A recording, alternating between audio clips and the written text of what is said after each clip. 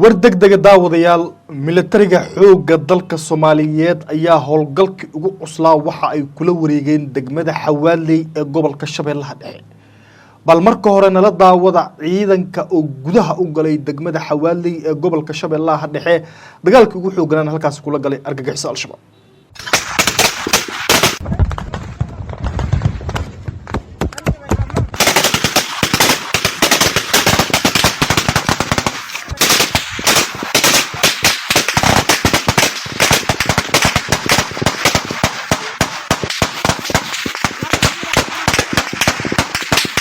saad aragteenba waa ciidanka xoogga dalka Soomaaliyeed waxayna dagaalkii ugu cuslaa ay la galeen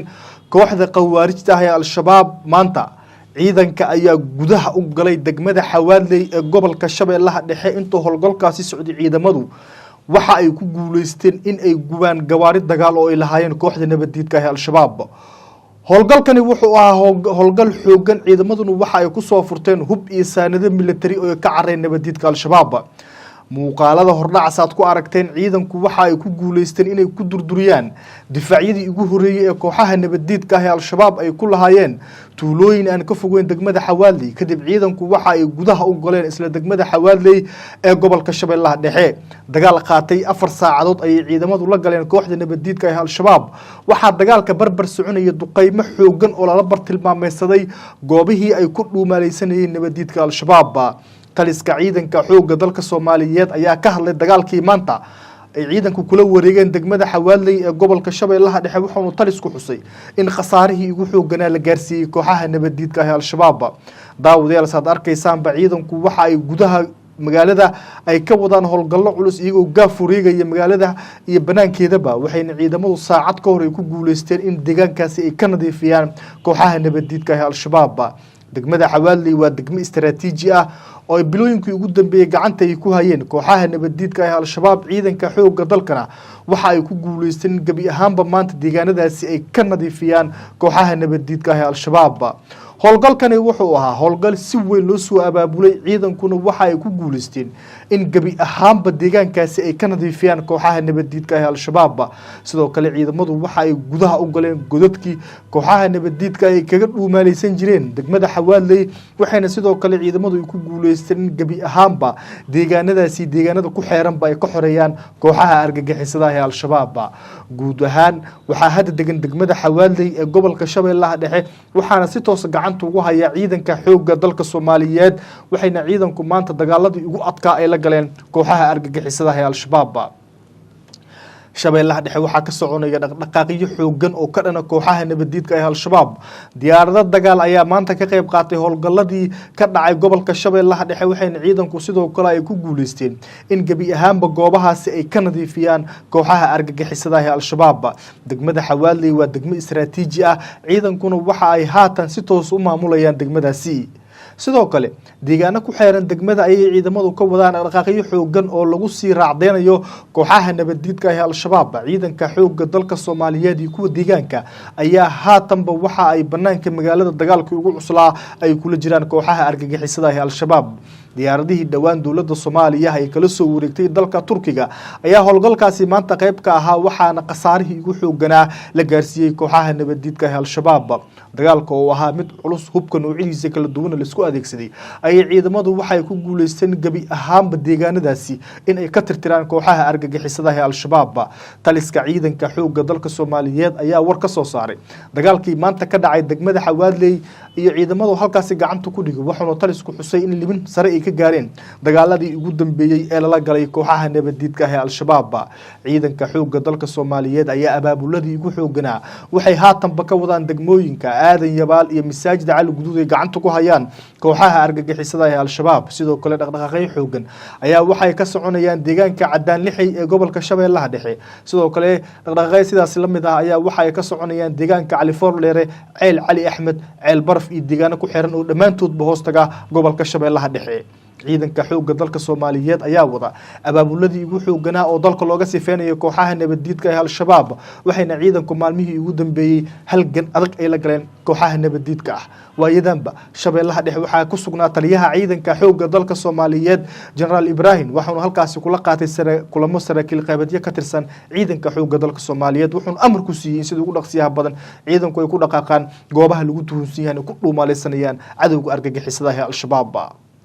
wixii ku soo kordha howlgalladaasi dabcan wararkana dambe ayaad ku daawan doontaan ama wararka soo socda hadduu ilaahay insha Allah markana ciidanka xoogga dalka Soomaaliyeed ayaa howlgallo sidaas la mid ah waxa ay ka wadaan degmada Maxaas ee gobolka Hiiraan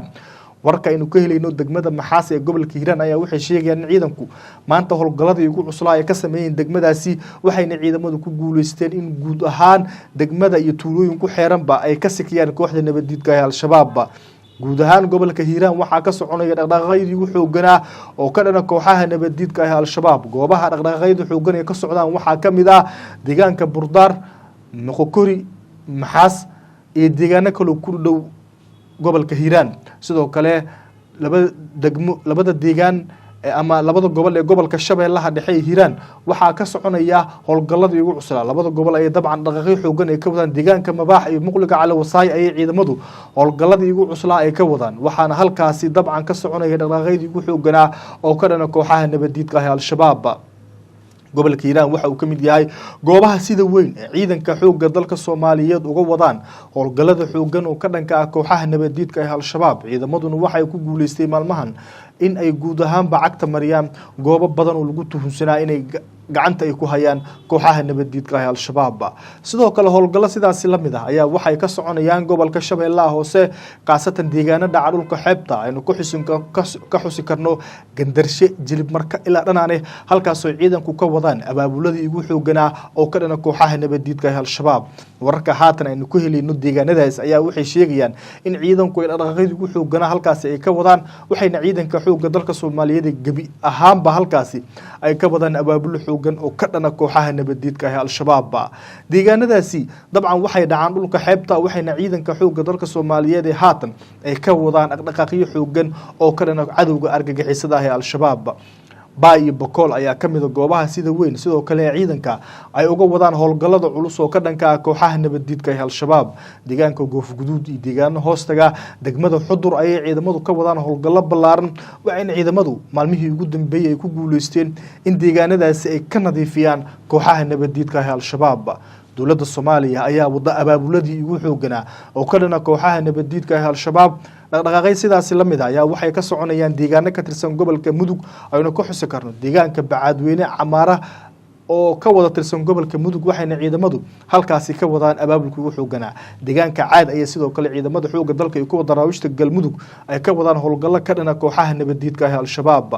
gobolada dalka waxaa ka bilowday abaabul ka dhana kooxaha argagixisada ee al-shabaab iyadoona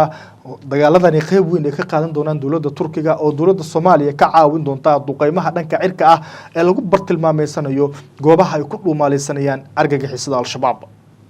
wararka ayaa sidoo kale waxay intaas ku darayaan in ciidanka xoogga dalka Soomaaliyeed haatan wadaan abaabuladii ugu xoogganaa oo ka dhana kooxaha nabadiidka ee al-shabaab jubooyinka ayaa kamid ah goobaha sida weyn ee ciidanka xoogga dalka Soomaaliyeed uga wadaan dhaqdhaqaaqyada xooggan ee ka dhana kooxaha nabadiidka ee al-shabaab warka naga soo gaaraya deegaanka Gudha iyo deegaano ku dhow ayaa waxay sheegayaan in ciidanka xoogga dalka Soomaaliyeed kuwa daraawisha Jubbaland ay haatan wadaan dhaqdhaqaaqyo xooggan oo ka dhana kooxaha argagixisada ee al-shabaab dhaqdhaqaaqyadaasna ciidanku waxa ay ka wadaan goobo dhowr ah oo ka tirsan deegaanada Jubbooyinka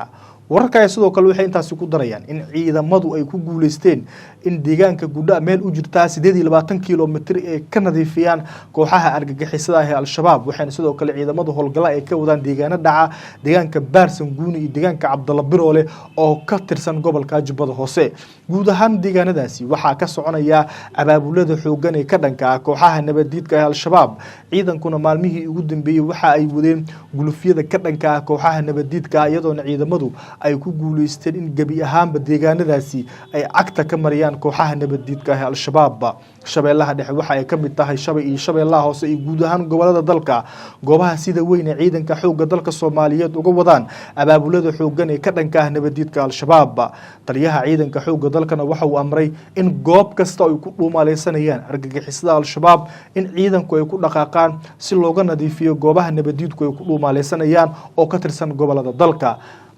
taliyaha ayaa sidoo kale saraakiil qaybadyada waxa uu amray in sida ugu dhaqsiyaha badan inay ku dhaqaaqaan deegaanada gacanta ay ku hayaan ayna maamulayaan kooxaha argagixisada ah al-shabaab.